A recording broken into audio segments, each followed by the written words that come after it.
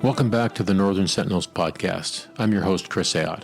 Thanks for joining me again for another great discussion. On this episode, I'm joined by journalist, writer, and New York Times best-selling author Dan Gardner. He grew up in small town Swastika near Kirkland Lake in Northern Ontario. Yes, you heard me correctly, Swastika, Ontario.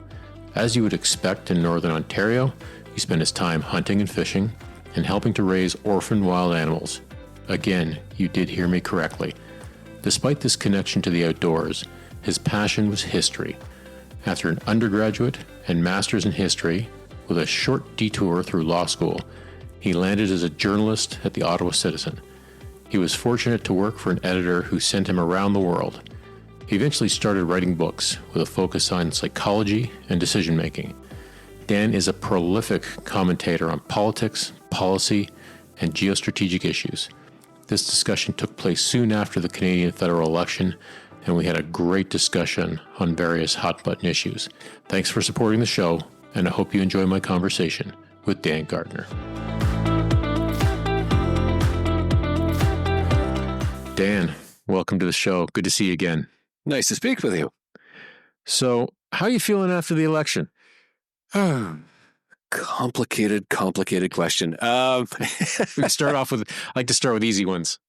It's a mixed bag of feelings. When I look forward from this particular moment in time, I see a very wide range of possible futures. Some of them are wonderful. Some of them are dystopias. And it would be very hard to put a pin of probability on any of them. So it's a mixed bag, but I'm not happy with the way the election went, I must say. Which is this, not to say the conclusion. I'm not partisan. I don't fly any party's flag. But I'm not happy with the conversation that we had as a country over the course of that campaign, because I think it was built on false premises. And that all the parties and all the party leaders and all the people in downtown Ottawa knew it. And they went ahead and had that false conversation anyway, because it served their interests, because the reality is more complicated and more difficult, and nobody wants to talk about it yet because it's much more unpleasant. Yeah. Do you find in your life that you've seen politics evolve to where not wanting to have those complex conversations, wishing away the complexity, has become more commonplace? Tough to say.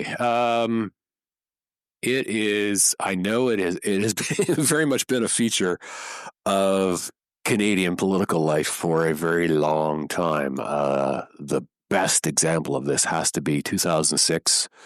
I remember this vividly. There was an election, and in the election, there was a national leaders debate, as always. And 2006, you will recall, I'm sure, was when the Canadian Armed Forces was setting up for its mission in Kandahar, the biggest mission since Korea. And in the leaders debate, Kandahar and the Canadian Armed Forces were mentioned precisely 0 times. So ducking ugly facts, unpleasant facts, is been a feature of our politics for a very long time. Yeah, I was actually in Kandahar at that time, so yeah, we noticed. I'm curious. I mean, for those who don't follow you on Substack, and they really should, because you're definitely prolific there. Did you grow up in a household where politics was discussed a lot, or is this something you came to later in life? I suppose it was. I mean, my family, not political in the sense of partisan, never actively involved, but, very aware of the news. Debate around the kitchen table was vigorous and voluble, as my future wife would say. You could say it was something of a political family, but we were aware of that. But we weren't, as I say, partisan, and the partisanship has always been just alien to my way of thinking. And where did you grow up? I grew up. There are 2 ways of answering that question. I usually answer, depending upon the length of the conversation, near Kirkland Lake, a little town near Kirkland Lake. And then people will say, okay, that's fine, off we go. And I don't derail the conversation because the other answer is the little town's name is Swastika. And when you say Swastika, that derails the conversation. So you can see why I generally skip that. But because you said we're going to have a longer conversation, I said I will include that. So Swastika, lovely little town of 400 or 500 people in northeastern Ontario, and lovely town, lovely spot, and awkward name. I interviewed the current chief of the defense staff before she was chief of the defense staff, and she's from a town called Asbestos in Quebec, which a few years ago they renamed. Did they? A bit of a branding effort. Yes, they did. I'm wondering, I guess Swastika has not renamed in a branding effort. In fact, town lore has it. Swastika was, okay, first of all, where did the name come from? There are a number of stories, but the most widely accepted story is that Swastika was originally built around a gold mine, and the miner who discovered the gold had a girlfriend who had a necklace, and the charm on the necklace was the Indian good luck symbol of the swastika, so he called it Swastika. And apparently, during the Second World War, as one might expect, there were certain individuals in Canada who looked askance at calling a town Swastika, and they suggested changing the name to Winston in honor of Winston Churchill. And no disrespect to the Prime Minister, the townsfolk apparently took down the sign saying Winston and put back up Swastika. And so it remained. How did your family come to live in Swastika? My father was a biologist, and he worked for the Ontario Minister of Natural Resources, or Lands and Forests as it was then, and he wanted to go where there were more trees than people, and that's Swastika. And where? So he didn't grow up there. So where did he grow up? Like, where did his family come from? Southern Ontario, Richmond Hill. My dad was born and raised in Richmond Hill in a time when that was a little town far out in the countryside. In fact, I remember I got a town. My wife and I, we first moved into a townhouse in the late 1990s, mid 1990s in Richmond Hill, and my dad came to visit, and he looked around and he pointed down the street from us, and he said, "I used to hunt ducks down there." He was not pleased. No, I don't. I bet he wasn't.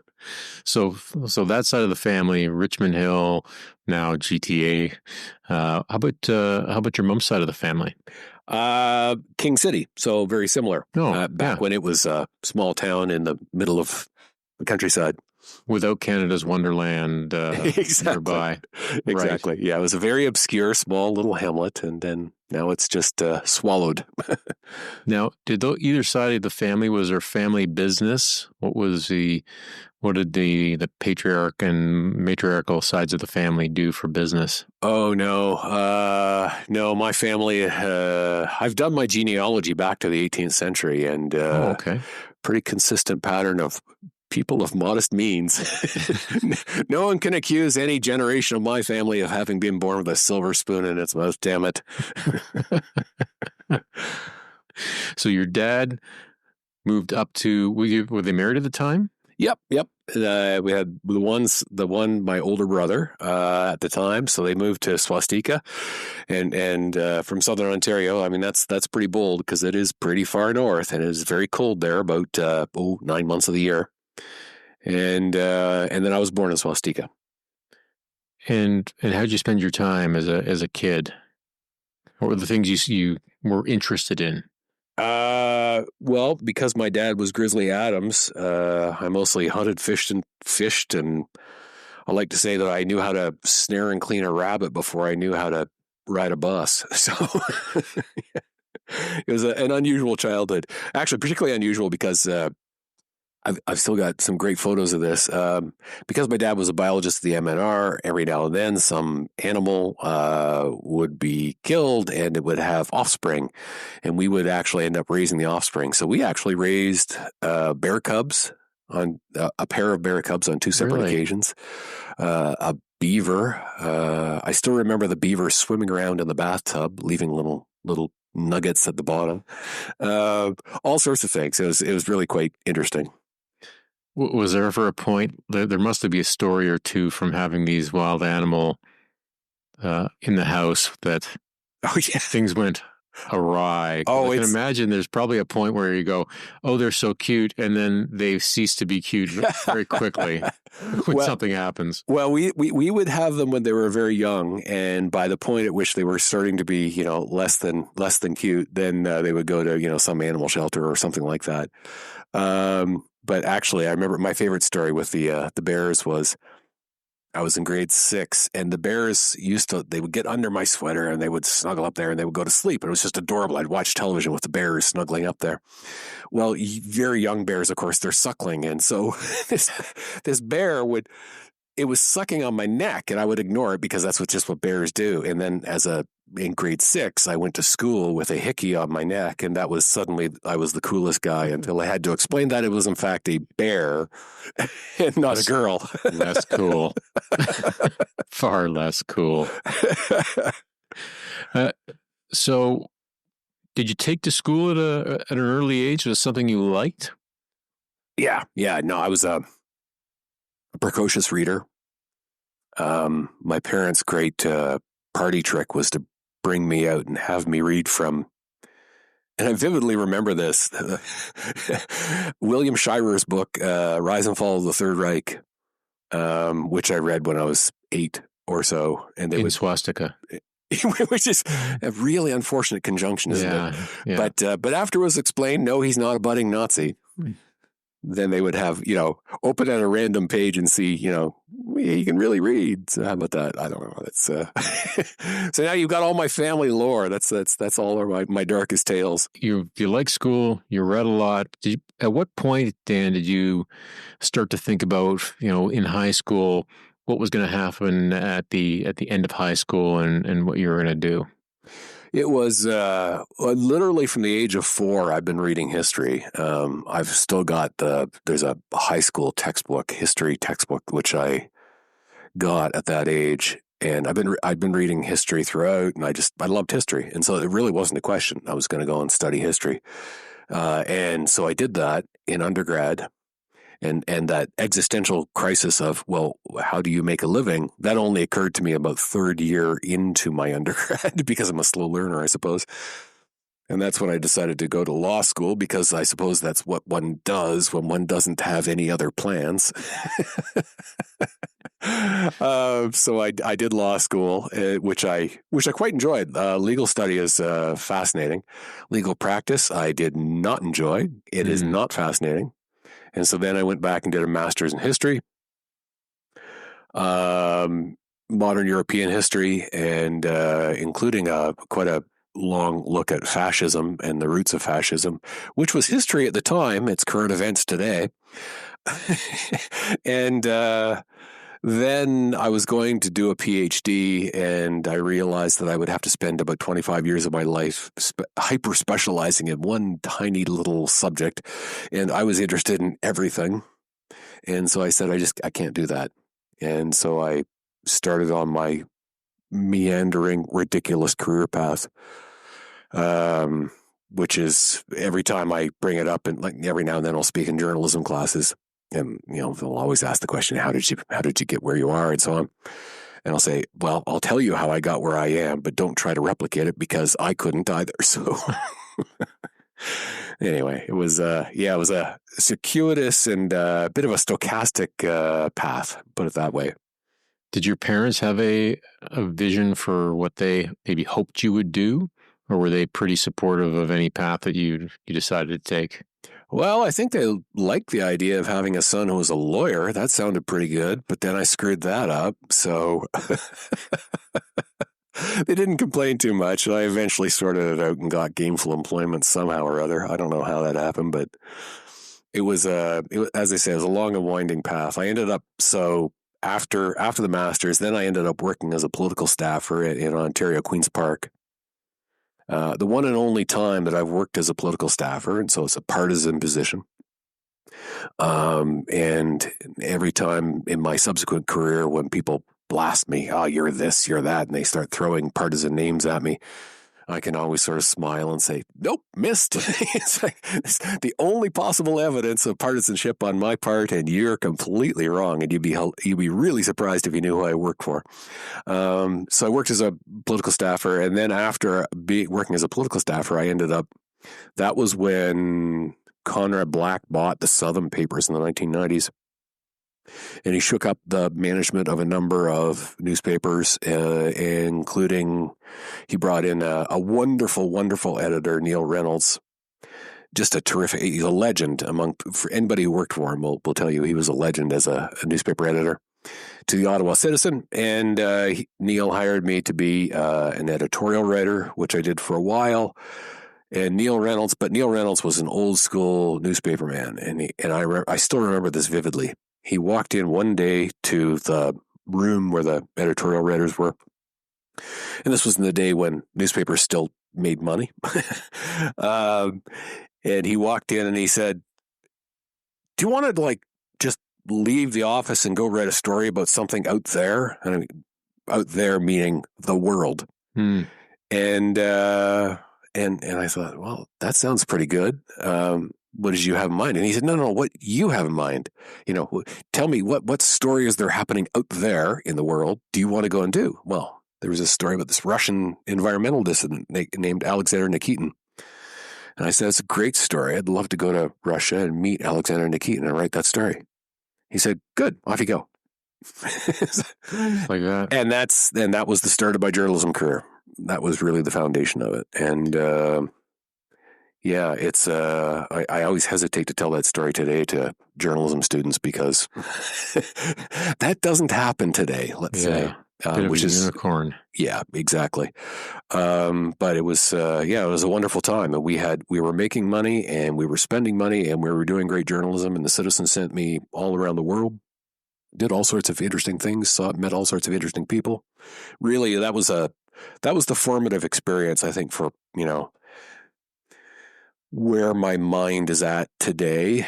It really, getting out, seeing the world and exploring the world with an open mind, asking questions without having preconceived notions about what the answers should be. I did that for a good many years, and it was, as I say, it was formative because the first thing you discover when you do that is you learn the world, first of all, is a lot more complicated than you think it is. It's a lot more surprising. The world will confound your ideology. Whatever your ideology is, the world's got something to contradict it. And so that was really an excellent formative experience. And I got paid to do it too. So that was pretty good. I just want to circle back to the political staffer piece. And I'm just curious because, you sort of opened the discussion about you're nonpartisan. And I'm wondering sort of in your mind at that age, why did you decide to take the job? And was that one of the experiences that sort of pushed you down the path of this is definitely not for me? To a certain, let me start with the second one. To a certain extent, yes. I mean, partisanship just doesn't come naturally to me. Joining the group and being, a blind supporter of the group just doesn't come naturally to me. And by the way, I should distinguish, of course, there are degrees of partisanship. I know a great many partisans who do not lose their rational faculties, and they are quite capable of being self-critical while being partisan. But blind partisanship is poisonous to me. As far as, sorry, what was the first part of the question? It was. Well, I'm just wondering why you. Oh, why did I take job? Right? Why did I take the job? Yeah, because I was unemployed. That's why. You can learn a lot from just having to take a job to make money and then go, okay, so money's good, but I know I don't want to do this again if I don't ever have to. Yeah, I did that multiple times in the early part of my career. It was I was a slow learner, but like Thomas Edison said about the light bulb, that he tried 10,000 things and he didn't look at them as failures. He looked at them as learning 10,000 things that don't work. Yeah.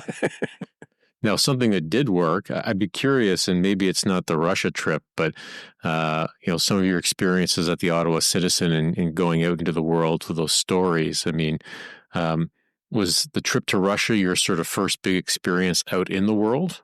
Yeah, absolutely. I'd spent way too many years in universities, and I'd spent way too many years reading about the world. And the world is much more orderly, neat, and clean in books than when you get out there and see it.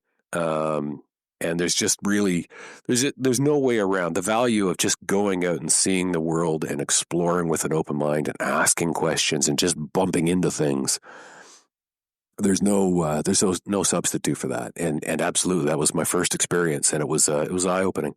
And by the way, actually, I got to say that one of the meta themes, I would say, of my career, my personal perspective on the world, the state of the world today, is what a tragedy Russia is. I loved Russia. I loved everything about it. I loved the vodka. I love the food. I remember the first time going and saying, why doesn't Russia have a big tourism industry? Because this place is great. I mean, St. Petersburg is a beautiful city. There's just heaps and heaps of fascinating history. Why isn't there a tourism here? And I just, there is an alternative. There is an alternative future in which, when oil prices turned up circa 2005, 2006, and Russia started to roll in oil revenue, that it had a responsible leader that turned that money into proper economic development. And I remember in 2006, I did a story in Russia about the opening of the first IKEA in Moscow. It was a very big deal, middle-class people going in and doing middle-class things. And even as late as 2006, you could still dream about Russia, evolving in the direction of Europe, becoming more like a European country.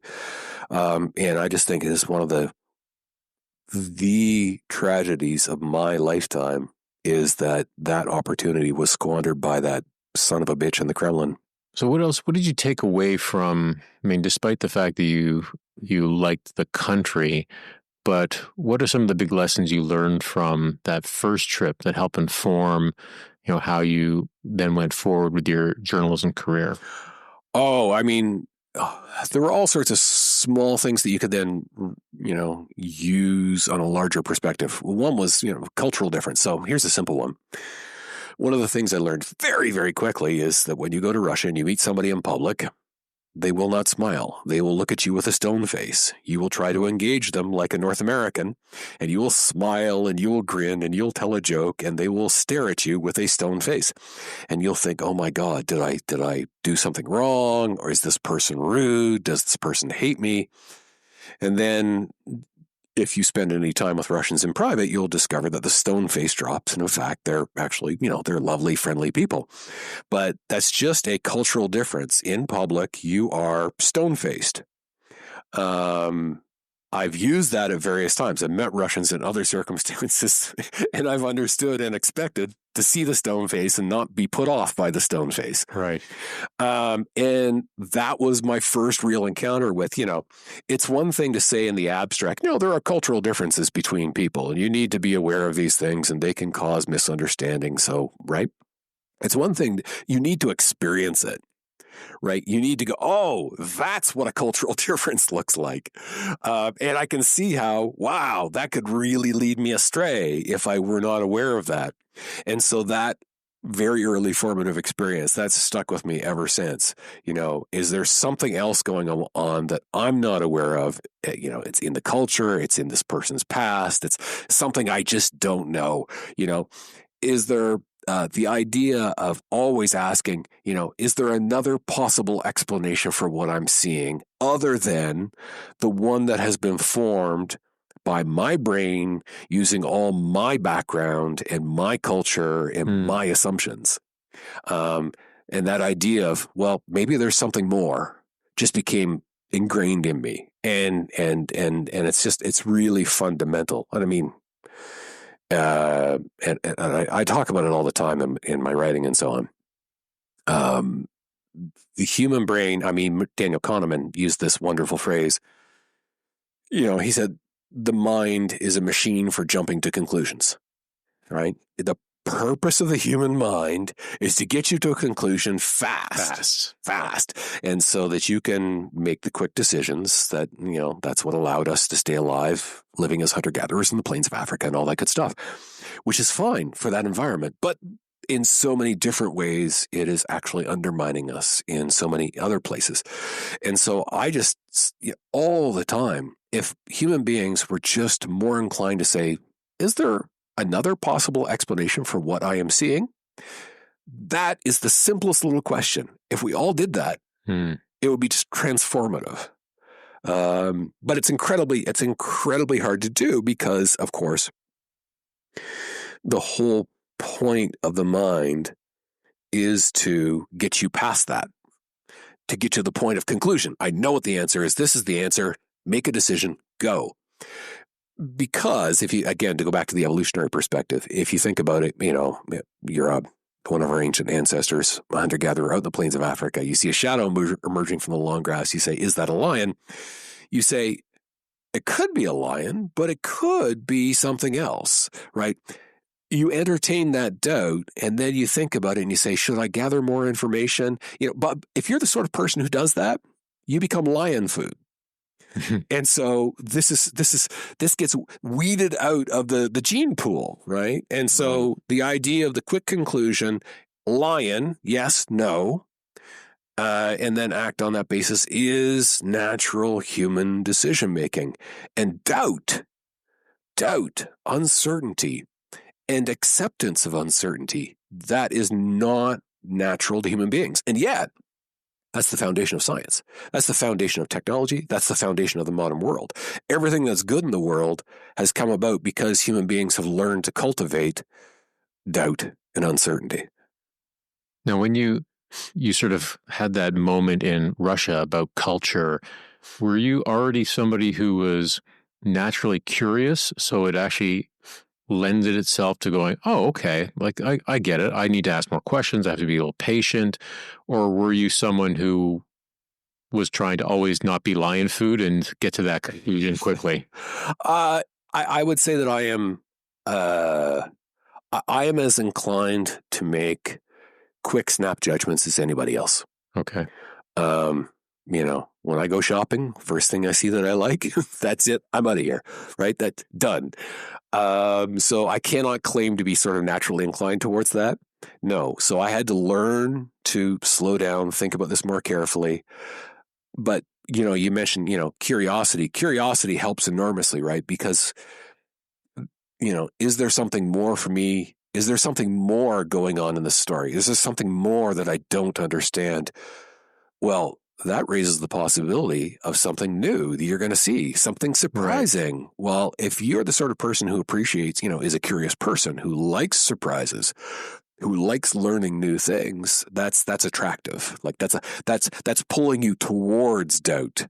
And yeah, I am curious, and curiosity is, I said, science, the foundation of science is doubt. Well, the foundation of science, I would actually caveat that. It's doubt, but it's also curiosity. You combine doubt and curiosity, you've got something very powerful. Now, when you got back from Russia and you're at the Citizen, what are some of the other, most either impactful or formative experiences you had as a journalism under the leadership of that editor? Oh boy, we did so many different stories.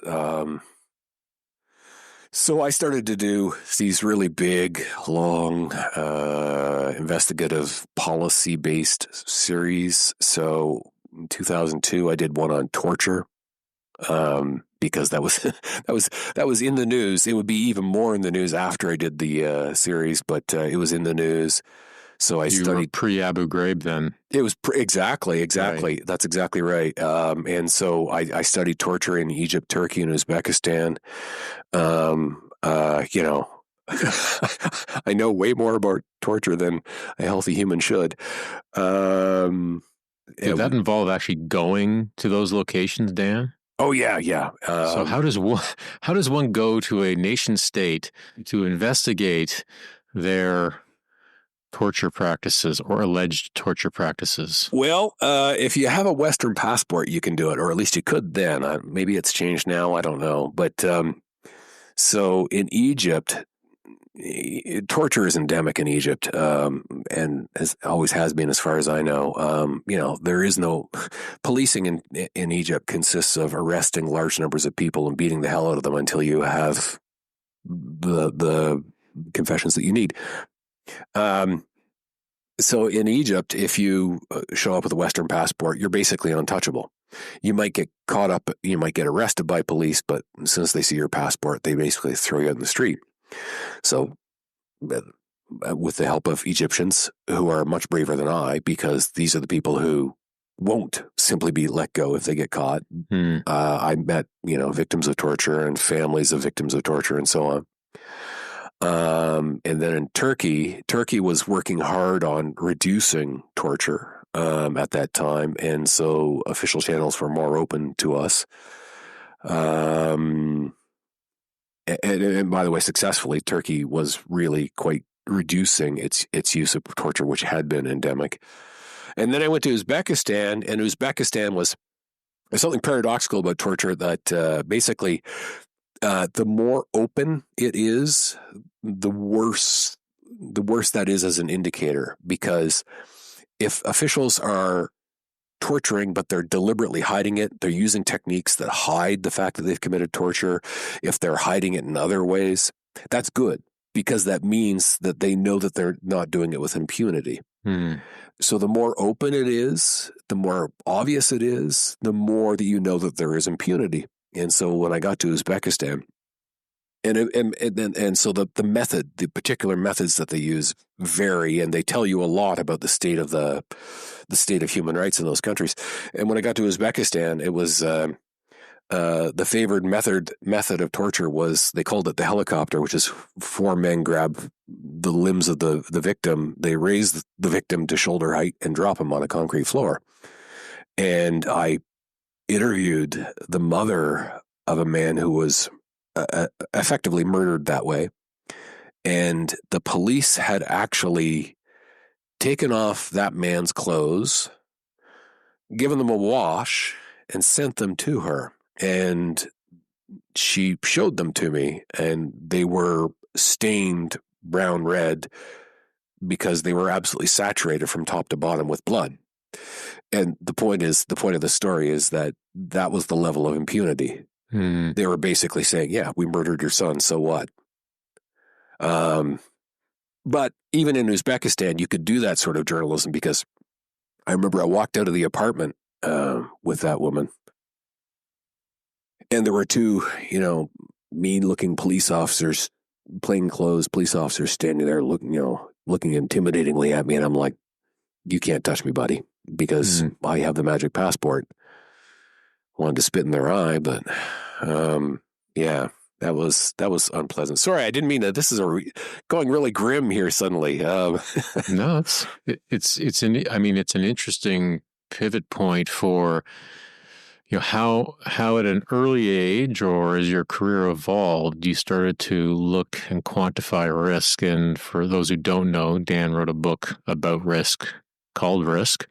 So at what point did you start to actually really do a bit of a risk assessment as a journalist? Well, that was, again, serendipity, For years, I'd be writing these feature stories about this subject or that subject, terrorism, cancer risk, etc. And any journalist who's writing stories about risks of these kinds will very quickly discover that there are large gaps between public perception and what the data are saying about those risks. And you see this over and over and over again. And I was seeing it over and over and over again. And I was writing the same story. It's like, here's perception, here's reality. Everybody, calm down. It's usually calm down. It's exaggerated. And so I was asked to, believe it or not, go to a conference and speak about, the media and so on. at a conference on asteroid impacts. It was basically a whole bunch of people who wanted to get funding to support a proper analysis and documentation of asteroid risks, so that they would, basically scan the skies and find all the big rocks and identify them, so that we could, minimize the risk, right? Yeah. Which seems to me like a very sensible thing to do. But they had spent years and years and years, and they couldn't get the funding. And so at this conference, they also brought in a psychologist, Paul Slovic, who was one of the pioneers of risk perception research in psychology. And I sat in the audience and I listened to Paul Slovic give his talk, and a light bulb went off in my head. And I thought, damn it, finally I'm starting to understand why these perception gaps that I see so routinely exist. And so I worked with Paul Slovic, and I did a feature with him. And then I said, this is a book. And that's how that book came about. And then my subsequent books are themselves elaborations or they go off on pathways which were started by that. So again, serendipity. And so one of the things you just said, Dan, about how fear drives things and people are not objective about risk. And I'm wondering be interested to hear your perspective on maybe an example of an area, and I'm sure there's lots of them, where people are seeing dragons behind every bush and they don't exist, Mm-hmm. and the risk is actually quite low. But conversely, maybe some areas where you think that people are really underestimating the risk, and we should be shining a much brighter light on that. Yeah, sure. The simplest example I always use, because everyone has experienced this, is what is sometimes called stranger danger, right? It's how likely is it that a stranger is going to snatch your child on the way to school and drag them to some horrible fate? And the answer is that risk real? Yes, it's real. It can happen. It is also minuscule. But what do people do? Well, we put them in the car and drive them to school to keep them safe. Well, guess what? Childhood obesity, that's also real, and its probability is a heck of a lot higher. In fact, if I remember the statistic correctly, I think the average child is 26 times more likely to die in a car crash than they are to be abducted and murdered by a stranger. Now, they're not likely to die in a car crash either. It's very, very improbable, but that gives you a sense of the proportions. The proportions are just all off. I open risk with, there are now several studies in this regard, but I open risk with 9/11 and people's reaction to 9/11. Those of us of a certain vintage, we remember 9/11. You saw the planes, you saw the horror. It was all very shocking. But then life starts to get back to normal. So what do? Well, you can't go and fly. You're not going to get on a plane. I mean, my God, what if it's hijacked and crashed? You can't do that. Well, you got to continue with your life. You've got a business trip. You got to go to work. So what do? Well, I'll drive instead because driving feels so familiar. Well, guess what? The statistics are absolutely crystal clear. Flying is incredibly safe. And even if, by the way, that you would say, well, we didn't know that there wouldn't be further hijackings. Okay, let's build that into the numbers. You can still build that into the numbers. And even then, flying remains far, far, far safer than driving. In fact, the gap is so huge that, in fact, the most dangerous part of flying is the drive to the airport. And yet, a huge number of people after 9/11 made that switch. They switched from flying to driving. Now, for most people, that didn't matter because you're swapping out one extremely low probability for another extremely low probability risk. But if you have millions of people making that same swap out, guess what? Well, by some estimates, more people died as a result of abandoning flying for driving after 9/11 than died in the airplanes on that day. Right. So there's just endless numbers of illustrations at this point.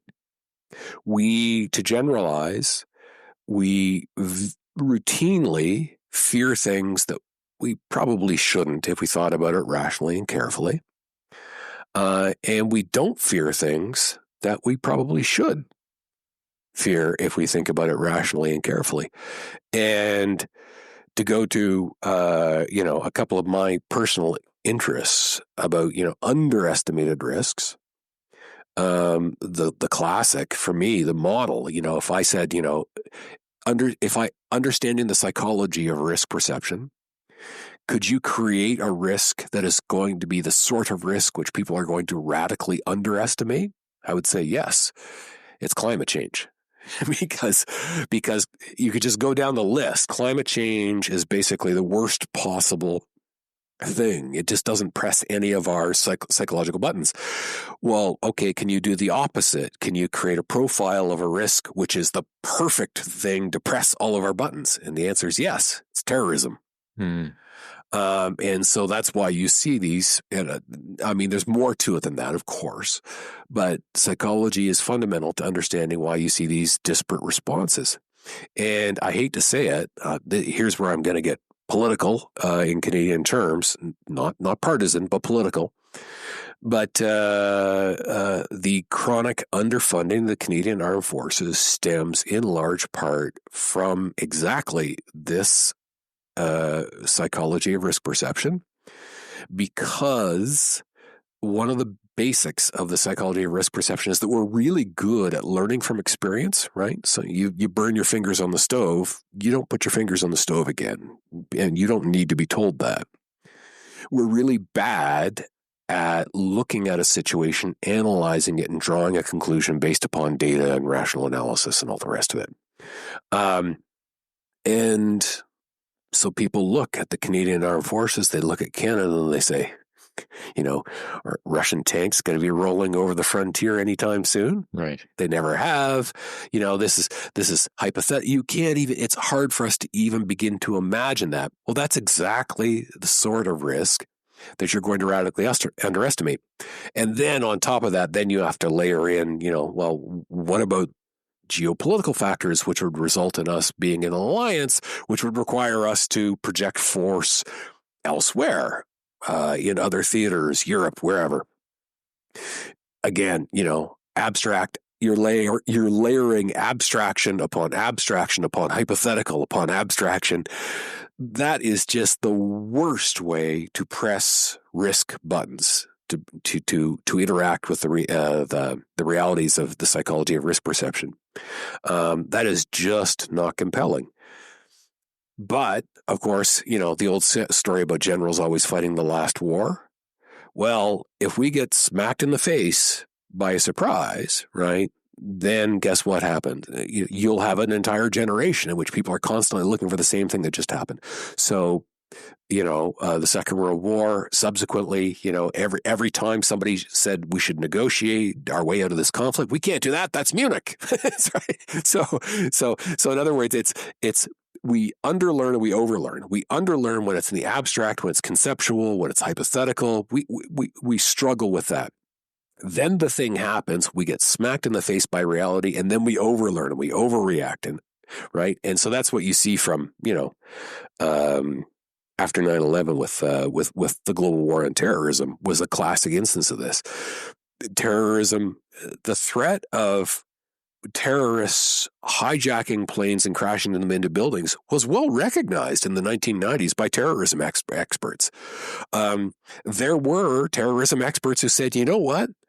We've got to lock the cockpit doors, which in hindsight you say, well, why on earth weren't they locked? Like, that's mind boggling, right? Mm-hmm. And I can tell you why. And the answer is because when the expert said this and the agency said, yeah, we've got to do this, you've got to lock those doors, but you've also got to reinforce them. You got to put some steel on them, right? Because so you can't break the door down. That steel takes weight. That weight consumes a little bit more fuel, which reduces the profits of the airlines, and the airlines fought back against proposals to do exactly that prior to 9/11. Then 9/11 happened, and within a month, the reinforced doors, the locked cockpits were in place, and my favorite little coda to the story, President George W. Bush publicly thanked the airlines for moving so expeditiously on this matter of vital public safety. Right, interesting. That is a classic instance of how human beings react to risk. Once we get walloped, we do learn, we move fast. But before we get walloped, it's just about impossible to make us move. Well, maybe that just answered my next question. So, I mean, I just want to pull on that thread. As you've said, the climate change is on the one end of the spectrum, and the chronic underfunding of the Canadian military sits on that end of the spectrum. And so maybe there isn't a hack, but this is actually one of the reasons why I started the podcast, was trying to figure out a way to connect with Canadians about the importance of national security and national defense, and getting them interested in it in a more digestible way. And then the podcast expanded to service and citizenship and all these other things, which is great. But I'm still at the center of it all is that question, Dan, is there a hack? Is there research? Is there some, other than being bit but not killed by the lion, or maybe killed by the lion and you watch your friend get eaten? Is there a hack? Is there something that's compelling to people to go, oh, okay, I get it? That is such a tough question. Is there a hack? Let me just emphasize the point and the challenge, and then come back to, is there a hack? I'll leave you with this phrase, tombstone mentality. I love that phrase. In aviation, it's sometimes called tombstone mentality, which basically means we don't act until somebody dies. Right. And civil aviation is the classic illustration. The civil aviation started in the 1920s, and it grew fairly rapidly in the 20s, slowly in the 30s. After the Second World War, it starts to really soar. So you got basically growing numbers of planes in the air.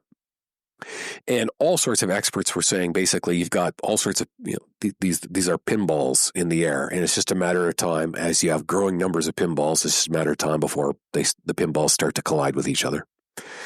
And so they said, we need radar, we need better air-to-ground communications, we need air traffic control, what we would describe as modern civil aviation regulation, right? All very obvious stuff. This stuff was all proposed, and it was all very clear, and everyone agreed, yes, this was necessary. And it didn't happen, and it didn't happen, and it didn't happen. And then in 1956, two jet airliners smashed into each other, killing 160 people in midair. And guess what happened? The FAA was born practically the next day. And that's the tombstone mentality. So then now the question is, what do you do with it? Can you actually act without having the 160 odd people die first? You can if you have leadership. Obviously, if you have people who are prepared to suffer that's ridiculous, what a waste of money, how dare you, that's required. The other way around this is this: if there is one of the basic psychological mechanisms which we use to judge risks, is available, sometimes called the availability heuristic. And it's this incredibly simple idea, as all these heuristics are, which is basically, if I say there's a threat, you should be worried about the threat, you will try to think of an example of the threat manifesting. And this is, again, experiential learning, right? Mm-hmm. And so if that threat comes to mind immediately, like no effort whatsoever, your perception of the risk will be very high. And so after 9/11, terrorism risk, I just have to say the word terrorism, and you've immediately seen a plane exploding into the side of a building. Right. I don't need to make any more argument. I've already got you really worried, right? Well, here's the interesting thing. There's also research that shows that imagining scenarios of threats manifesting can have the same effect on risk perception. So if I ask you, and not just risk perception, just the probability of anything happening. So and this goes back to the 1970s, there was research during the 1976 election with Jimmy Carter and Gerald Ford. And the researchers asked some people, let's imagine that on election day, Gerald Ford wins, and you walk yourself through visually what happens. You can see the victory speech and all the details, right? You're imagining it in vivid color. And then they asked other people to do the same exercise, imagining that Jimmy Carter had won. And what they found is that when you then ask people, well, tell me about what do you think the probabilities are for each of these men to win the election? And what they found is that, in fact, that act of imagining actually increased the probability. And the reason why is because when I say, Gerald Ford, how likely is it Gerald Ford is going to win the election? What you're going to do is trying to, can you see it? Yeah, you can see it. It's easy for you to see it because you've just spent time and effort creating this very vivid image of it. If you hadn't, then you would have to work harder for it. And it's the ease of recall of that image. It's how easily can I imagine this thing happening? That's what tells you, and the easier it is, the more probable it is. That's what tells you. That's your yardstick. That's the availability heuristic. And so the same thing happens with, you can imagine the same thing happening with any sort of event. You can take you can take an event that hasn't occurred, give it a dramatic interpretation, or even just ask people to walk through it and use their own imagination, and that will change perceptions. So a great example of this would be the 1983 made-for-TV movie, The Day After, which absolutely riveted the United States, Canada, because it's this depiction of an ordinary small town in the United States, and basically over the course of a couple of hours, they go from it's just another day in America to thermonuclear war. And at the end of it, there's like survivors shuffling through the ruins, and it's all depicted very, very vividly. And that, not coincidentally, helped create the anti-nuclear movement, right? You remember that whole period. Why? Because the perception of the threat. It's one thing to say, Cold War, eyeball to the superpowers are eyeball to eyeball. They've got way too many nuclear weapons. They could make a mistake at any point. Somebody could launch, and this would be horrible. You can get that intellectually, right? It's quite something else to see images of people being vaporized, right?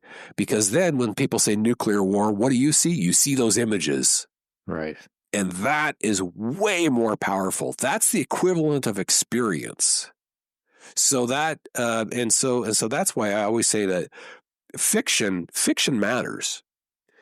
If we can imagine these things, if we can make them vivid, that's compelling. So, for example, with climate change, I've always said that there have been many instances of novels that have attempted to visualize climate change. It's very, very hard to do because the nature of climate change, right? Climate is just probability, an increased probability. An increased probability doesn't exactly have the sense of threat of a lion, right. Does it? Right? No. But can you, let's depict. Right? Can you depict people suffering in worsening, severe weather events? Can you depict a society collapsing in the face of these challenges and so on? That could be very, very compelling. So, is there a solution there for the calf? You know what? I would suggest that it's worth exploring. And again, of course, when you're talking about something like this, you're not talking about we don't want to be promoting fiction as fact, but you don't need to do that. What you need to do, for example, is to say, look at what Russia is doing in Ukraine. Let us show you what Russia's invasion of Ukraine means, not as a distant abstraction, but what it means for a human being on the ground, right? If you're in the park and that missile has just struck and killed a dozen children, as just recently happened, What does that mean? What does that look like? Because I guarantee you that when you see that, it's going to affect your perception and your decisions. And properly so, right? This is not manipulation. This is information. This is merely giving emotional impetus to something that reason tells us we should feel anyway. How long did you spend at the Citizen? Oh, I don't know. When did I leave? 2012. So maybe, I don't know, 15 years, something like that. Did you go into another sort of formal journalism job after that? No, I ended up I write books and speak. That's all I do. I write books and I speak about the books. Was it just the end of that chapter? Was there a specific reason why you decided to step away from journalism into another part of the profession? Well, I could say partly it was because, the book writing and the speaking went well. I was making a decent living, and that was good. But partly it was because journalism was collapsing. There was, the work that I did at the Citizen isn't done by anybody anymore. There isn't a newspaper in this country that can afford to send an investigative journalist around the world to write a multi-part series about torture and spend half a year doing it. So it doesn't exist anymore, which is really quite distressing. I mean, it's quite the situation with, and this is another contributing factor, by the way, to the terrible state of the Canadian Armed Forces. Canada has long been a parochial country for a very, good reason, that we're very comfortable here in our top half of North America. We're quite safe. But we're also increasingly ill-served by our media because our media have no international exposure. The Globe and Mail, Canada's national newspaper of record, has one journalist, Mark McKinnon, who's fantastic, but he's one journalist who basically runs around the world trying to report on the world, and which is, that's crazy. You can't, Mark McKinnon is a fantastic reporter, but nobody can do that job. And as a result, and also, by the way, I can tell you, even when I was doing that, when I was reporting on from parts foreign, stories from other countries other than the United States, we're all very keen on paying attention to the United States, but stories from other countries, people just simply didn't care about. The reaction to some of the stories, I did a story about the Egyptian government's campaign of persecution against gay Egyptians, and I can tell you there was just silence. And I know it was a bang-up feature. I know it was good. The response was just silence. It's unfortunately, as much as I will fault successive governments for underfunding the Canadian Armed Forces because they're they're taking money from the Canadian Armed Forces to put into their priorities, domestic priorities. As much as I will fault those governments, I will also say that those decisions were all very democratic. They reflected popular will. And the ultimate problem for why the Canadian Armed Forces are underfunded and why Canada, I will be blunter, is when it comes to national security and international affairs, a silly, unserious country, because that's what we have been for a very long time. Is ultimately because we Canadians are, on average, safe and comfortable. And we can't imagine that we could ever be anything but safe and comfortable. And so why would I want my tax dollars going into buying weapons for wars that I can't imagine we will ever fight, when those tax dollars could go towards either tax cuts or some new program or some other thing that we all agree is a good thing and we want. And so we did that year after year, decade after decade, and that's why we are in the incredibly vulnerable position we are. And so this ultimately gets to the root question, once again, do we have to be walloped in the face by reality before we actually act on it and respond to it? And so that's why the one possibility here, I talked about all the possible futures that we could look at. One of those possible futures is one in which we are thanking Donald J. Trump, because Donald Trump gave us a comparatively mild smack in the face that said, by the way, you are deluded. You are being unserious. You're taking so much for granted. You're taking your sovereignty for granted. You're taking your freedom for granted. We now see that clearly. The only question is, was the smack hard enough? Yeah. Yeah. What are you going to do about it? It's interesting when you said, there isn't a Canadian newspaper or media outlet that can afford to do that sort of international long burn reporting. And I just can't help but think about all the things you just talked about, Dan, that it's so ironic because can we afford not to have that? Can we afford not to have that level of research and insight and visibility into the rest of the world, to get back to your point about being able to have in your mind's eye, to be able to imagine what something could look like in order to make that risk, to right-size that risk. Yep. And I can't help but think, you've been all over the world, I've been all over the world, we've seen these things firsthand. So for us, we form that picture very quickly.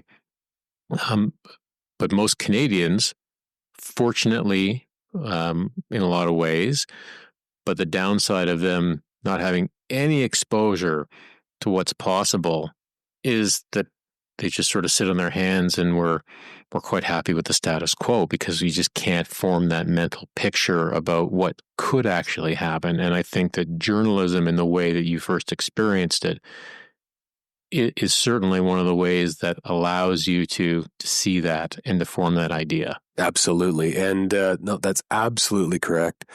Just to add to that, the other thing is to recognize, and I remember very vividly the first time I started, seriously traveling to interesting places.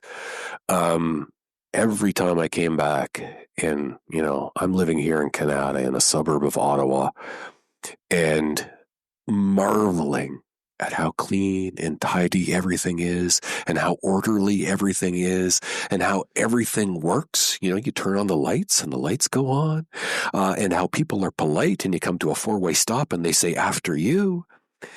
And only then, that was the moment the penny dropped, I realized, this is amazing. This is rare. This is precious and worth protecting. And it's the rare piece that people have to appreciate. What we have here is rare. It is fragile. It has to be protected. It is not your birthright. It didn't happen by accident. It isn't guaranteed to continue. It has to be protected. And that starts with the Canadian Armed Forces and properly funding them. This isn't complicated. Yeah, one of the first interviews I did was with a gentleman named Shwai Brahim. Shwai lives in Toronto now, but he was so he's an Afghan. He's actually not born in Afghanistan, but he's an Afghan. Father was an Afghan diplomat, and he ended up being the mayor of Kabul. Real fascinating guy. One of the first episodes.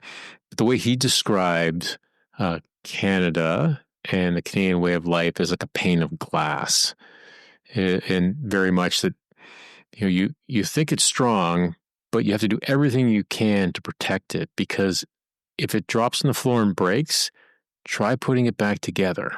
Excellent. It will be impossible. Yep. And you follow his life, and his life story is amazing. But I that's one of my favorite things that he described, and that sort of led me to one of the lines that I'd like to share with people, which is, our everyday here in Canada is very much the dream of billions of people around the world. And not only will I second that in the present, but let me add my lifelong obsession with history. That statement that you just made applies to all of human history. And so I would suggest that, in fact, you don't have to go back many generations before. It's literally everybody on planet Earth would dream of being here now. Mm-hmm. And another way of saying the same thing is to say, this thing that we have is incredibly, again, rare. And that means something. Like, this is, you do not put this back together, as you said, if you break the pane of glass. You do not create something from whole cloth. You do not create this easily. This is a rare and precious thing. And so this idea that, if you ask people, what do they value? What do you value about Canada? What is it that's good about Canada? You'll hear things like, it's diverse, it's open, it's inclusive, it's fair. You can come from anywhere in the world. You can be my brother or sister. Absolutely. And that's terrific. And you need to understand that is incredibly, fantastically rare. And it is wonderful, and you should celebrate it. But you need to understand that it's rare and precious and has to be protected. And so, and by the way, this goes beyond, I would start with the Canadian Armed Forces. If you can't secure your borders, if you can't secure your land, you don't have sovereignty. Mm-hmm. But it starts there, but it goes beyond that. So then we have to talk about, right, where is our shared national story? This is a piece I'm writing, by the way. This is a preview, and anybody can sign up to my Substack and read it. Where is our shared national story? So let's say the 1950s, 1960s style, old, stupid, leftover British imperial, rah Canada, and it's all, and the pictures of the people and all the photographs are all white males and so on. That was an old form of history and national identity, which is obviously inadequate and wrong for our time, right? We can't do that. And in large part, it's gone, right? If you go to schools, you will not find that. And it hasn't been in schools. It hasn't been told for years and years and years and years. In fact, the last time that I think that a Canadian institution even attempted to tell such a national story, and not in the crude way I just described, but a sophisticated way, was in the late 1990s. The CBC did a wonderful series called Canada: A People's History. And the CBC just got out of that business. The Canadian government got out of that business. Did you know that there are no government programs to support the writing of Canadian history? There is no Canadian history being written and told as grand scale national narrative. I think that is just a colossal mistake, because you have instead the other model, which is what Justin Trudeau pursued, we're a post-national. And what he meant by that was I'm sure he was reflecting on sort of that old school, simplistic, rah, yay is us, hooray for us sort of national story. Okay. Maybe. I think that's what he meant. And then what did he do with history? And what he did with history was exclusively, I call it, subnational history. So there's some group within the nation, within the country, and you've been excluded, you've been marginalized, you've been hurt. We'll promote that story. But that's your history, right? So if it's there's Black history, there's Portuguese history, there's Italian history, but it's not stitched in together to a national history, which is the story of us. And that's what's missing. There is no story of us. And as I say, the last time I think anybody even attempted to do that was the CBC in the late 1990s. And by the way, that documentary, you can't even find it. It's not even on the internet today. Really? It's gone. Yeah. And I'm sure because it said all sorts of, non-PC things. But the point is that we don't even attempt to do these things. And I don't know how we can have a shared collective identity, which is what's necessary for a strong country that will protect these good things that we all agree are wonderful, We need to have a collective identity, and in order to have a collective identity, you have to have a shared national story as your form of memory. I often quote Arthur Schlesinger Jr., the wonderful American historian, who said basically that, and many others have made the same point, who said basically that, national memory is to the nation what personal memory is to the individual. If you do not have memory as an individual, you cannot form identity. In fact, you can't even properly function, right? Because what I'm describing is somebody who has profound amnesia.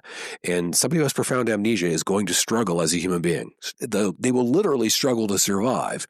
And I think that the analogy is absolutely, you can just simply scale it up to the level of the nation, and it's absolutely apt.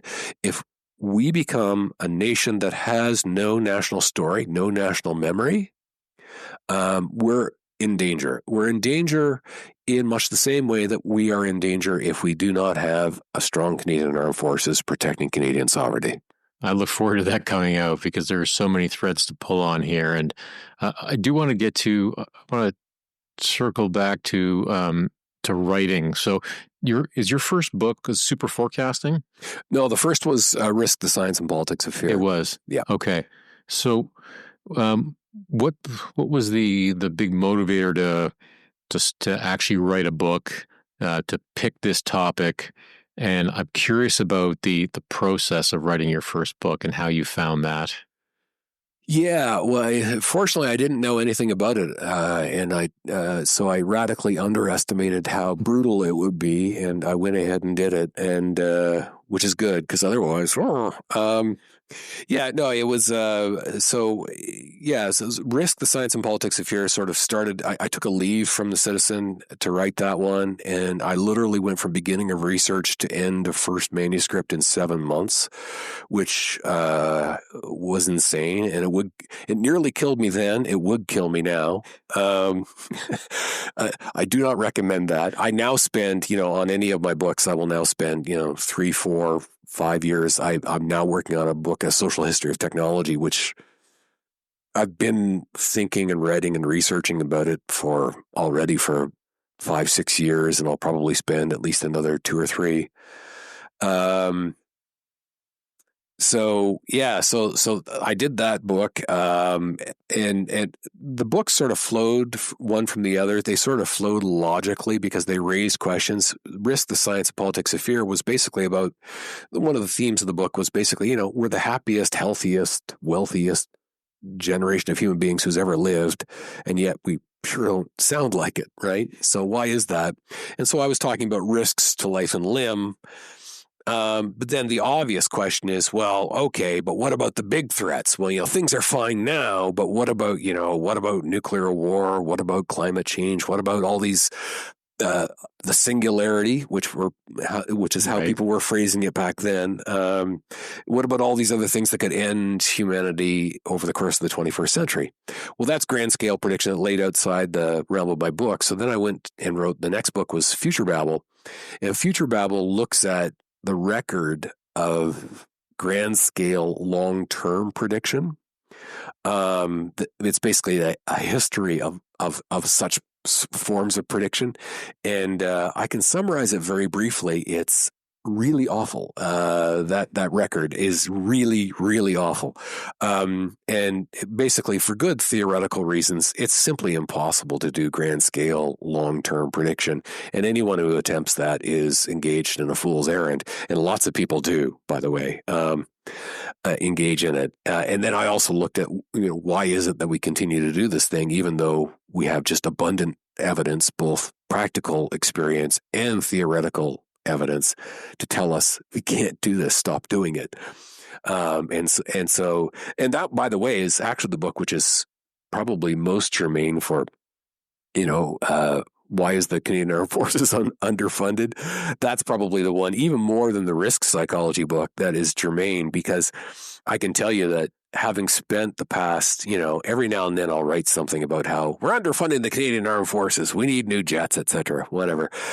I know what the response is from the Canadian public. I know how people think, and I can predict exactly what they will say. And the long and the short of it comes from both my first and my second books. It's basically, I can explain it using references only in my first and second books. And then after I did Future Babble, then I co-wrote a book with Phil Tetlock, a very eminent psychologist, in fact, the world's leading expert on forecasting, called Super Forecasting. And that one's basically, the idea is, well, within the bounds of what actually is possible to forecast, which varies from subject to subject, as you can imagine. But if you're talking about something like geopolitical events, then you're only talking 3 months, 6 months, 9 months, at most a year and a half, 2 years, maybe. Beyond that, I would put no stock in it whatsoever. Then the question is, how do you make your forecasts as good as they can be within those very limited bounds? And then my most recent book is How Big Things Get Done, which might seem on the surface seems like quite a diversion. I co-wrote it with Bent Fluvbier, who's an Oxford University professor and the world's leading expert on mega projects. And so we look at big projects and basically, why is the track record so awful and how can we make it better? Now, that might sound like a departure, but it's actually, at its core, it's really not. And that's why Bent actually sought me out as a co-author, because the core story is a human one. It's psychology, right? Why do these big projects fail? The answer doesn't lie in engineering and technology. It doesn't lie in science. It lies in the human factor, and the humans are screwing up in predictable ways for very human reasons. And so at the core of the story is, again, human psychology. How do people think and decide? So again, to use, go back to a military example, if Ben has the world's largest database of big projects. And he's got it broken down by category type, and there's 24 different category types of projects, and they're radically different, right? And some of them would seem to have nothing that some of them are like tunnels. Another one is information technology. Defense is its own category, and so on, right? So some of you would say these they have nothing to do with each other. But if you look at the statistics, guess what? Very, very similar patterns. How are there similar patterns? Because it's the human factor that matters. Defense procurement is. We could have written the entire book using only military examples, because defense procurement is just it is this phenomenon writ large. It's the human factor that matters. So this is a great segue into something I wanted to get your thoughts on about the new prime minister and how big things get done. So he's clearly has an ambitious agenda or a ambitious vision, as much as we can figure out from the length of this last campaign. And I'm wondering what you're looking for in the whatever timeline makes sense that are going to give you some positive signs or maybe some negative signs that big things are not going to get done or they are going to get done. I've been following this, really closely, as you can imagine. It's very exciting. I mean, this is one of on the positive side of the ledger, post Donald Trump becoming president. One of the really exciting things is I am hearing from all sorts of Canadians, corporate executives, government officials, a level of ambition that is frankly un-Canadian. It's just, one of my great complaints about this country is like our national motto is good enough. Whereas what I'm hearing now is people saying, no, we got to go big. And let's talk about like big, bold new ventures. Now, when you do that, you're going to also surface a lot of nutty ideas that have to be, identified and swept aside. But that's what ambition requires. And it's very exciting to hear people talking like that. And so I'm thrilled that seems to be, the government's intention. But of course, there's a wide gap between intention and reality. So what are you looking for? one of the first things I say about successful projects is, first of all, the standard advice is identify the recurring human factors which undermine project. Oh, wait, we're in Canada now. See, I've trained myself to say project because that's how Americans say it. But we're in Canada, so we can say project. Let's be nationalists. Project. So the first thing to do is to identify those human factors and be absolutely crystal clear about those human factors which cause project failure. And those factors are politics, culture, and psychology. Politics is politics writ large. Basically, that's, who gets what. Because any big project, let's be nationalists. Any big project, there are, there's money, there's status, there's power, there's all sorts of good stuff that people want to get their fingers on. And culture. And if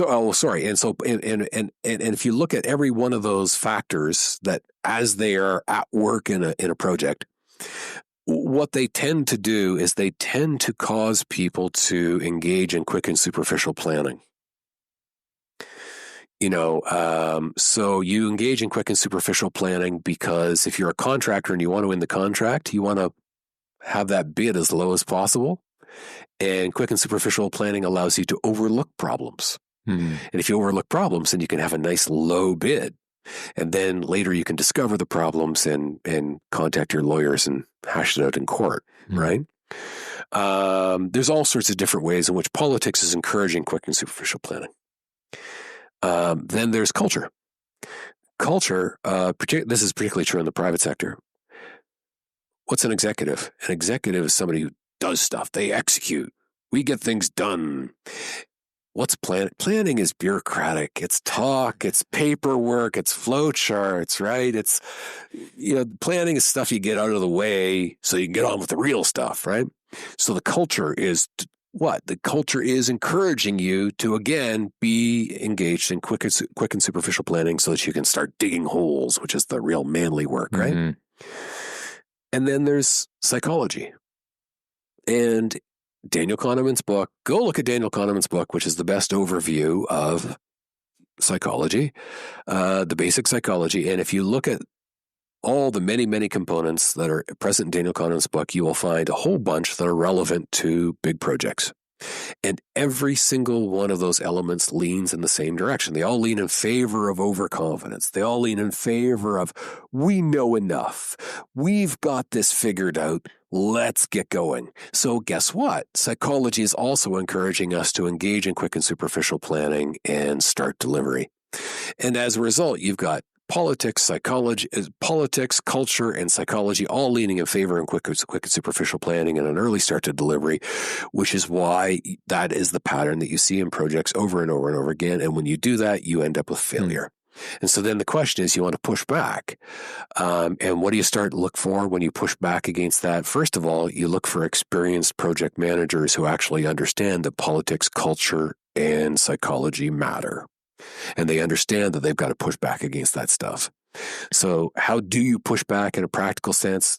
Very quickly, there's a number of points. One of the most important is this. It's to start with asking why. Every project should start with why. Why are we doing this? Right? Simplest thing in the world. And you might say, well, that's ridiculous. Doesn't every project start that way? And the answer, no, they do not. They don't. They just sort of materialize. Somebody sort of says, let's build a bridge to the island. And somebody else says, yeah, bridge would be great. And somebody else says, bridge, but not that location. Put it down over here. And somebody else says, a bridge is too expensive. What have you done? You've just skipped the single most important factor, which is, why on earth are you doing this? And there's a whole host of reasons why you must have clarity on the purpose of the project before the project takes the next step. That rarely happens. And particularly it happens with public projects. The military is a classic example, right? So why are you doing this? And the answer is always, from a military perspective, it's to produce a capability, right? We need to be capable of doing something or other, right? So it's the capability. that is never how it's presented in a press release from the government of Canada. It's always jobs, jobs, jobs, and a new capability for the Canadian Armed Forces. Yeah. Why is that? Because of competing political demands. But what happens when you have two horses riding in opposite directions and you try to ride both at the same time? Yeah. Right? That's an illustration of, I could go on for ages about this, but that's one of the reasons why so many big projects fail, because they fail to follow what are fairly commonsensical steps that need to be taken methodically, rigorously, and they will never be taken. That will never happen if the people in charge of the project don't say, no, stop. Before we take the next step, Right. I want to hear why we're doing this in 3 sentences, and only 3 sentences. So that's an example. I could go on for hours, but there are many other steps like that. Yeah, I'll make a comment before I sort of follow up with another question. I think what we have on the defense procurement side is that how you just described how big things get done. We have then classified everything as a big thing. So right? So I think we'd agree that if you're going to build, I don't know, submarines, the River class frigates, these are big things. So we need to have these methodical steps to make sure that makes sense. If we're replacing tents or generators for the Army, those are not big things. And that's not to say the price tag. If you're going to spend $100 million on new generators, $100 million is a lot of money, but they're still just generators. And what we shouldn't be doing is applying the do big things template to something that's not a big thing, because we end up just losing our buying power, dragging this thing out over years and years and years, when really we can spend that money effectively, get more stuff, and that's good. So that would be my comment, is that, defense procurement, we just slap these are all big things, so we have to follow the big things process. So that's a great segue for a point that I absolutely must make. In our book, Ben and I emphasize the importance of planning. Heavy, go on planning. You can't have too much planning, right? It's incredibly important to distinguish between what we mean by planning and what bureaucrats mean by planning. Right. Often. What we mean by planning is experiential learning. So you create a simulation, you try an idea, you see what happens. So if you're Frank Gehry, you create a simulation, you build the building in the simulation. If it collapses, don't do that. And then you try an idea, and you try an idea, and try an idea. So it's simulation and iteration to the point of exhaustion. That's what we mean by this sort of very exhaustive planning that produces a very reliable plan. The problem is when you say planning, I remember when we started the research for the book, speaking with people in Silicon Valley, they hate that word. We don't plan. Oh my God, planning. Oh, get away from us, right? And the reason why they hate that word is because what they hear when they hear planning is not experiential learning. They hear bureaucrats sitting down filling up paperwork. Right. You can sit and talk and fill out paperwork and make flow charts till the cows come home and produce nothing of value. It's quite possible. In fact, I can name a project. California High-Speed Rail is one of the worst projects in modern human history. And they spent more than 10 years in planning, heavy on the air quotation marks. And when they started, they didn't have anything worthy of the name of plan. Okay. Right. So they were in planning. Now it was bureaucratic processes. They were filling out paperwork. So it's incredibly important to distinguish between the two, because you're exactly right. You could say, oh, we're such rigorous planners. We have committees and subcommittees and meetings, and look at all the paperwork that we've produced. Look at how extensive and rigorous our planning is. No, you can do that and still, as you say, you can buy sleeping bags and somehow still end up with winter sleeping bags that can't keep people warm, which you could buy down at Canadian Tire, by the way. So that's incredibly important to understand. So as much as we're very big on we call it think slow, act fast. Think slow, meaning engaging in very rigorous planning, which enables smooth delivery, and smooth is fast, right? As much as we emphasize that point, it's incredibly important to understand it's not slow in and of itself that is good. It is the rigor of the planning. It's the rigor of the testing of ideas that is good. And so if you spend ages talking about, getting generators, no, you are not doing something good. You are, in fact, the problem. I think, and maybe you're more up to date on this, but the last thing I heard on the California high-speed rail, Dan, was that the first line, or the only line they were going to think about actually investing in, was LA to Bakersfield. Yeah. Oh, it's even worse than that. It's kind of insane.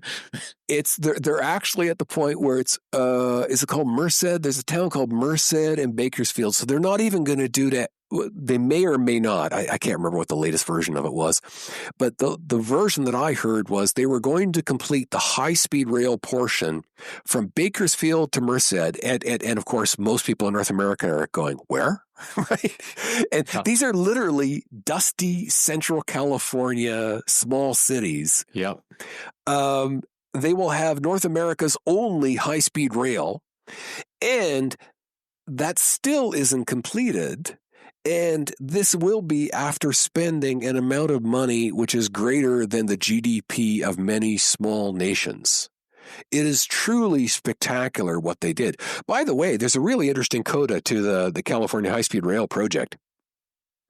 And this is, again, to go to another one of my points about, this is a really central point about delivering big projects on time and on budget. At the beginning of high-speed rail, do you know how much high-speed rail, by the way, there is in the United States? The proper real high-speed rail, there's some that could, they could try and claim that it qualifies, but it's not really. Like none. None. None is the correct answer. None? Yeah, none. Okay. Right. So how much experience do American engineers and American engineering firms have producing high-speed rail? Answer is none. None. Right. So the obvious conclusion for a sane project is experience really, really, really matters. Japanese. It's everything. So you got to go to the countries that have high-speed rail, right? France, Spain. So get this. So SNCF, the French National Train Company, which has 50 years of experience designing, building, and operating high-speed rail quite successfully, SNCF opened an office in San Francisco when California was considering high-speed rail. They said, we're here, any capacity, you can hire us in any capacity, we'll work with you. And Americans being Americans, they said, we don't need you. And SNCF closed their office and left. And they are where they are. And here's the irony, and I only just learned this recently. This blows me away. At almost exactly the same time that this was happening, Morocco decided that it was going to build a high-speed rail line, by the way, of almost the same length as California high-speed rail. Okay. And not through easy country. Much of Morocco is very mountainous, right? Mm-hmm. So mountain and desert, which is actually kind of, California-like. So what does Morocco do? Because guess what? There is no high-speed rail in all of Africa. There is no high-speed rail. Morocco goes to SNCF and says, we have a company here, we want to hire you, and basically they work hand in glove with SNCF. They bring all their know-how, all that wonderful experience, and guess what? Their high-speed rail line opened in 2018. Oh, yeah. Of course it did. It's just amazing. Amazing. I'm wondering, if there's a connection here with this process, with experience, with thinking slow and acting fast, and this is not a partisan comment or discussion, but one of the things that's interesting right now is the criticism that the PM is getting for not putting a date to have a budget. I think it's talking about, in the spring of 26 or something. And as you were talking, Dan, I thought, I wonder if this is because the prime minister is, although he's a politician now, his roots are very shallow in the political world. I'm wondering if that has something to do with it. If that sort of approach with his experience is connected to saying, well, why would I rush to this? Because there's a lot of work and planning that needs to be done if we're going to do a number of these big things that we talked about. Like, what do you think about that? First, I don't know anything about the politics of this or why there won't be a budget or anything else. But from my own personal perspective, what you've just outlined is exactly correct. Canada has to make absolutely foundational geostrategic decisions. And it falls to this prime minister and this government to make those decisions. Who are our allies in the future going to be? What does our mutual defense network look like? NATO is in a perilous state. If Russia attacked Latvia tomorrow, would anyone be confident that the United States will go to war with Russia to defend Latvia? No. And of course, I mentioned Latvia because, in fact, there are Canadian soldiers in Latvia right now. So you cannot be confident. And by the way, that confidence is the very reason for the existence of NATO, right? It is to eliminate uncertainty. If you act in an aggressive fashion, all of NATO will rain hell down on you. That is a certainty. That is why NATO works as a deterrent. In fact, it is the most powerful deterrent to war in human history. Donald Trump is undermining NATO even without destroying it. He's undermining it now. So then the question becomes, how do we restore that deterrence? And the answer is either by restoring NATO, which will require regime change in the United States in its current form, or you're going to have to form NATO 2.0, which is basically NATO minus the United States. If it's NATO minus the United States, does Canada get an invitation to NATO 2.0? And I strongly suspect the answer will be no in its current form, right? So if that happens, where are we? Well, for the first time in our 150 plus year history, we will be without a mutual defense alliance, because we were, for the first part of our history, we were part of the British Empire. And if we were attacked, all of the British Empire would come to our assistance. For the second half of our existence, we were part of the American-led coalition, primarily NATO, and ditto, same thing. For the first time in our entire history, we would be on our own, adrift, alone, or pretty damn close to it. There'd be some vestigial remnant of NORAD or something. I don't know.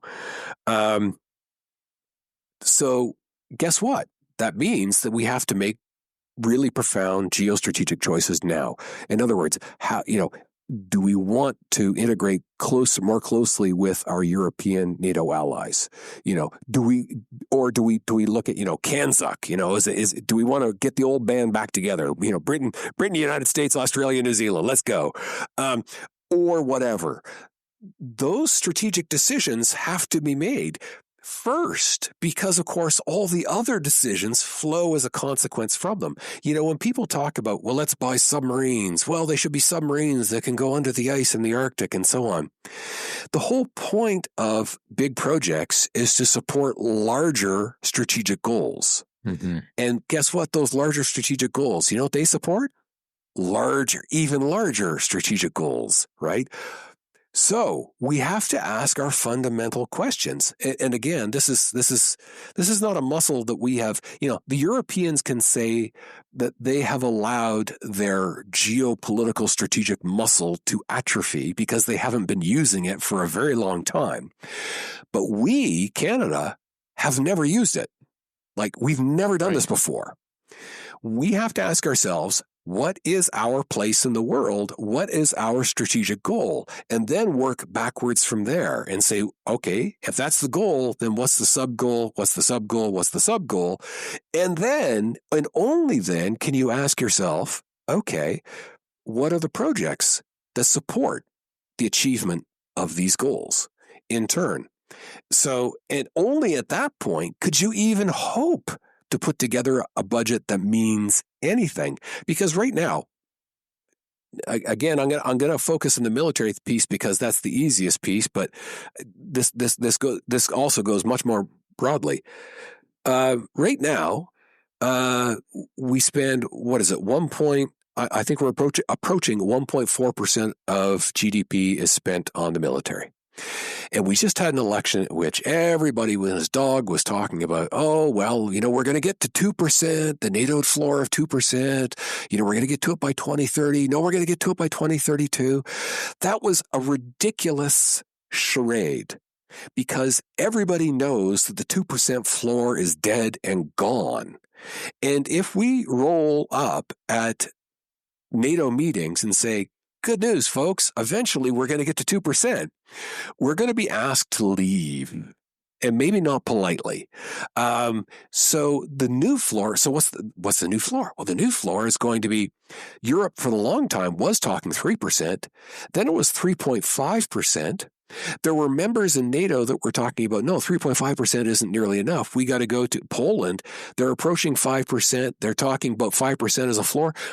Then the United States, Marco Rubio, this is what, May 16th. I have to date this because things move fast. Marco Rubio just said, no, we're going to push for 5%, which sounds insane, except guess what? The Germans said, yeah, we're going to support that. What that means is everything, all of the conditions behind our fiscal situation and our thinking about what we can do, the tax cuts, the new programs, the this, the that, the deficit, all the rest, all of that is now irrelevant. It's all blown apart because if you look at the dollar values involved, for us to go to even 3%, which will clearly be inadequate, you're talking about a titanic amount of money that absolutely blows away all the thinking that was lying behind all those other ideas. So at this point, what you really need to do is you need to develop your strategic thinking. What is our place in the world? How are we going to achieve it? And then what are the sub-goals to achieving that and so on? And you need to be asking yourself, okay, what's the new floor? What's it going to cost us in order to do that? And we're not going to know those things until the meetings in June, or even have a sense really of what those things are going to be until June. And at that point, then we can start to. But honestly, that election, this is I got to say, I was actually furious with that election, and not for a partisan reason, because I thought. Everybody, it was, I say this advisedly, it was bullshit. It was bullshit theater because every single party knew, every party leader knew, every person in downtown Ottawa knows that 2% was dead and gone long ago. If we are going to have a collective defense, we're going to have to be 3%. We're talking 3% at this point. And if you know anything about the federal budget, you know that just blows everything up. Blows everything up.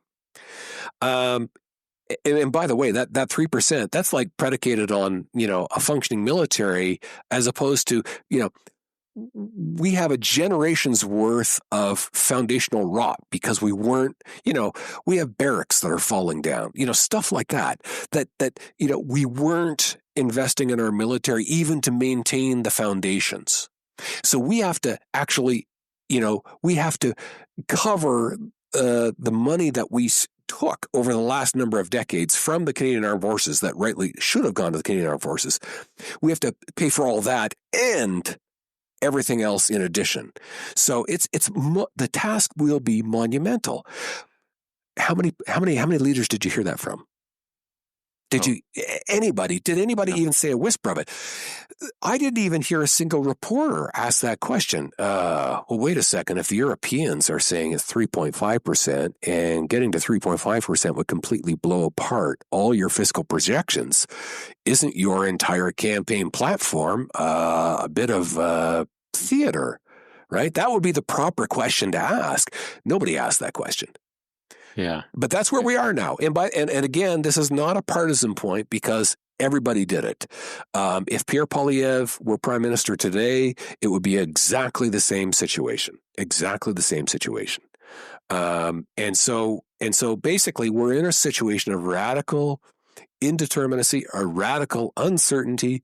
We have to start with the absolutely fundamental questions of what's our place in the world, what do we want it to be, and how are we going to achieve it, and then work backwards from there. And it is going to be unbelievably painful and difficult.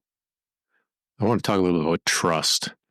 And I think one of the interesting things about our relationship with the U.S. now is going forward, is there a path back to the previous relationship? Has the trust been broken, been violated to such a point that relationship can never be recovered from? Or what are some of the things that you think would be positive indicators that maybe we're on a road back to a more trusted relationship? Because, the only thing we can't change, just like a house, you buy a house, the only thing you can't change is your geography, where that house is located. Yep.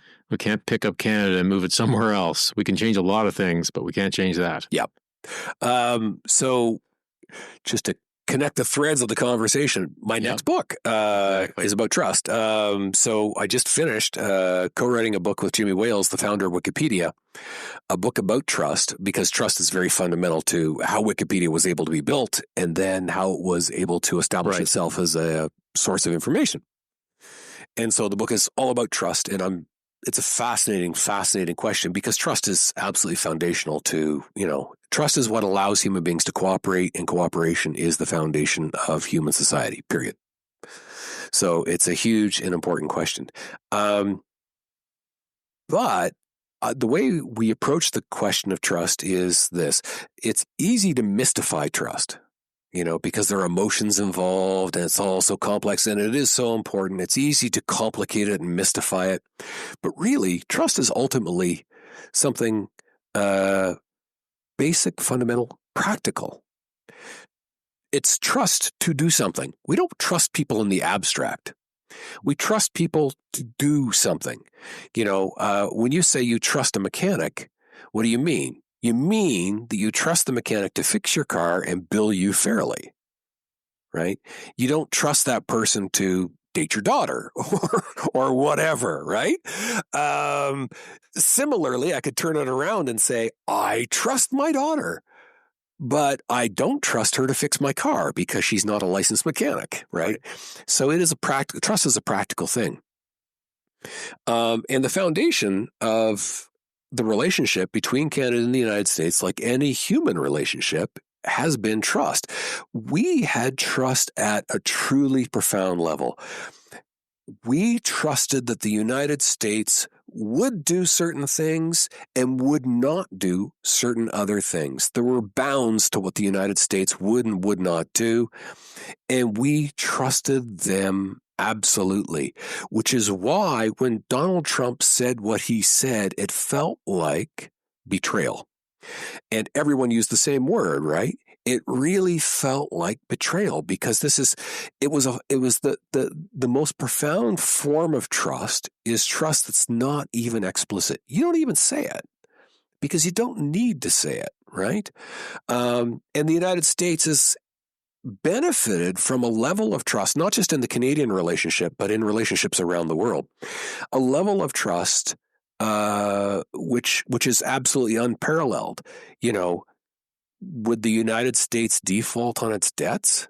It's just completely inconceivable until Now it's maybe not so inconceivable, but it was inconceivable, right? It just would not happen. They would not allow that to happen. Would the United States, well, you can run down the list, right? Sure, yeah. But, threatening Canada's sovereignty was certainly on the list of things that, no, the United States would just never do that. That's just inconceivable. So now the question is, you've damaged the trust. That's gone. Is it going to come back? And I think the answer has to be no. Because remember, to go back to my favorite phrase, experiential learning, right? We had the experience. We touched the stove, we burned our fingers, or we got smacked in the face by reality. We now know that the United States threatening us is actually within the range of possible futures. You cannot eliminate that possibility. And that awareness isn't going to go away because we learned it the hard way. If it had been an abstract, if we were having this conversation 6 months ago, and I was saying, we actually have to include this in our calculations and in our strategic thinking, it is possible that the United States could elect a lunatic who would actually threaten us. And we should think about that. I could never have convinced anybody of that. Right. I'm not even sure it would have occurred to my brain, to be honest. I try to be very imaginative about the future, but even that would have been somewhat beyond it. Right. Back to that risk framing. Right, exactly. It's hard. And I mean, one of the key insights one of the things I've learned about thinking about the future is basically whenever you think that you're thinking expansively about the future, which is to say that you see a wide range of possible futures, remember that whatever your field of vision is, you think it's wide, it's a wide angle lens, it's actually tunnel vision, because the reality is much, much, much wider than you think. That's one of my sort of basic maxims. But now we're aware of that. We're aware that this is at least a possibility. So if you come along and my lips to God's ears, the Republicans are wiped out. It's just their Democrats take control, and it's the good kind of Democrats, the Democrats who love Canada, and they say, God, we're so sorry, and they're just wonderful, and we give them a big hug. Can we restore that relationship? The answer is no, because the possibility of a future lunatic coming along and threatening us will be in our back of our minds. And That's why it's kind of interesting. This is the one, I hope people don't take this as a partisan comment, but this is the closest thing I will say to a partisan comment. I wasn't a big fan of Mark Carney's prepared speeches during the campaign because they just sort of sounded like the same old boilerplate. But when Mark Carney left the prepared speeches aside and held press conferences and spoke as the prime minister, I really admired a lot of what he said. And in particular, when he said the old relationship, and I wish I had the direct quote here, but you know what I'm talking about, the old relationship in which we had ever-growing integration of our economies and our militaries is over. And then he followed that up by saying, we can restore that. We can restore a relationship. We can build a relationship. It can be a healthy relationship. It can be a mutually beneficial relationship, but it's not going to be the same relationship. I think that's not just a statement of where he wants to take us. I think that's a statement of fact. I think it's actually impossible to restore what was. And any attempt to do that would be foolish. Foolish and psychologically foolish, foolish towards human nature, but also foolish in both economic and political strategic terms. It's just dumb. Again, we should thank Donald Trump. I hate saying this, but we should thank Donald Trump for revealing to us a profound vulnerability which we were not taking seriously and we should have. And so we're smarter now. We're wiser now. Let's go forward. We can still have a very constructive relationship with the United States. I love the United States. I want our militaries and our economy should be integrated. Our militaries should work hand in glove as they always have or have for a very, very long time. Last question, Dan, to wrap things up. If you were to have a few minutes with the Prime Minister, I mean, what are a couple of things that you say, Prime Minister, like this is what I think needs to happen. And this is like, what are one or two things, if you had that sort of that moment to inform and influence, that you would ask Prime Minister Carney to focus on and get serious about? Well, first, I'm hoping that anything I have to say, he's already thought of many times over. And so that would be completely redundant because he's much smarter and better informed than I am. But if he actually asked me for that, nonetheless, I would say, strategy down. Start with what is our place in the world? Where do we want to go? What's the ultimate goal? And it should be a series of nested goals. Okay, if that's the ultimate goal, what's the goal below that gets us there? And what's the goal below that gets us there? We need clarity on that framework, right?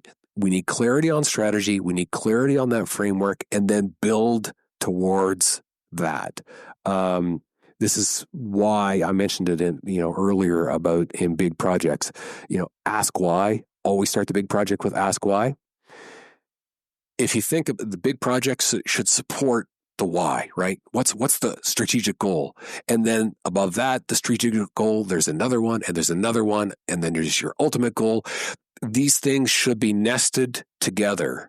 And we need clarity on those things before we proceed. And again, the reason why I want to be super duper explicit on that point is we've never done this before in our entire history. This is not easy for us, right? It will be the world's easiest thing for us to make assumptions and to follow well-worn behavioral paths, right? For us to fall back into old habits. That would be incredibly easy. We need the clarity, strategic clarity, and then work towards that. And again, I'm hoping that that's all completely redundant because he's much smarter than I am. Dan, this has really been an enjoyable conversation. And where can people find you on Substack? What's your Substack name? Do you know? It is Past, Present, Future as one word. Or you can just look up my name, and it's also linked to my website, dangardner.ca. Perfect. I really encourage everyone to go and check out Dan's Substack. Follow him on Substack. Like I said, he's prolific. You will get lots of great content. And again, this has been a great conversation. Thanks for taking the time and being on the show, and thanks for being one of our Northern Sentinels, Dan. Well, thank you. That's been a lot of fun.